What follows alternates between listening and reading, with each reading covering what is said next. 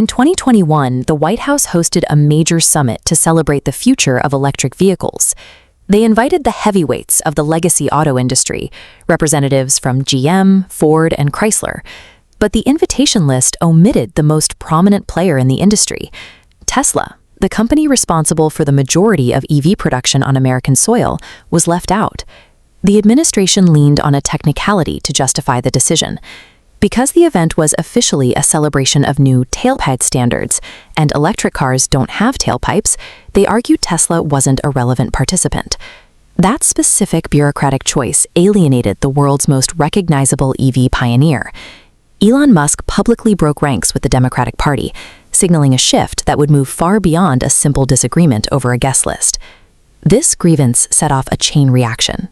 It directly contributed to a $44 billion acquisition of a global social media platform and transformed one of the world's wealthiest entrepreneurs into a primary financier for the political opposition. By prioritizing the narrow optics of an administrative agreement over the reality of the industry, the White House created a massive, self-inflicted vulnerability that shifted the balance of political power.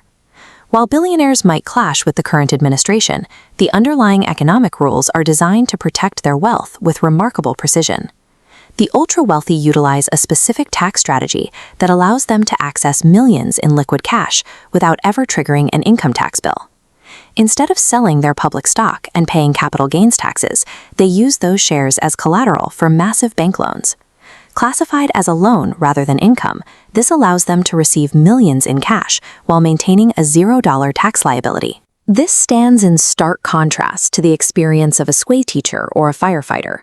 For those earning a standard wage, the government claims a significant portion of every dollar before it ever reaches their bank account.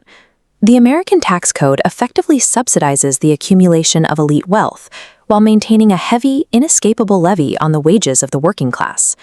This disparity is felt most acutely in the industrial Midwest, where generations of laborers built the nation's wealth on the promise of a fair exchange.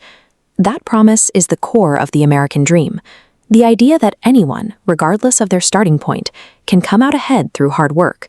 However, modern statistics reveal an uncomfortable shift. A person is now mathematically more likely to achieve upward economic mobility if they live in Denmark. 4 decades of policy have systematically erected hurdles for those trying to get ahead.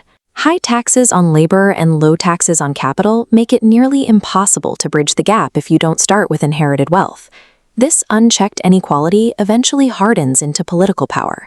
When a small group controls the majority of the resources, they gain a disproportionate ability to shape the laws that govern everyone else. The decline of upward mobility represents the intended result of these targeted policies. The current system is delivering exactly what the rules were written to produce, a consolidation of power among a select few. This prioritization of narrative over reality extends from the economy to the highest levels of national security. Under intense pressure to resolve conflicts in the Middle East, a recent administration became desperate to claim a diplomatic victory. They needed the public to believe that a ceasefire was active and the war was effectively over.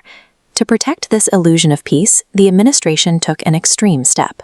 They modified official records to delete the names of 4 specific soldiers who had been killed in action.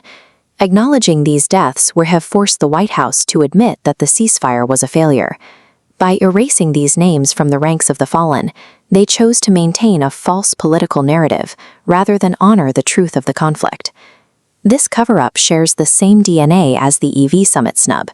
Both decisions demonstrate a government more concerned with managing public perception than addressing the actual consequences of its actions. This brings the country to a point defined by Stein's law. If something cannot go on forever, it will stop. The choice now is between proactive systemic reform or a total institutional collapse.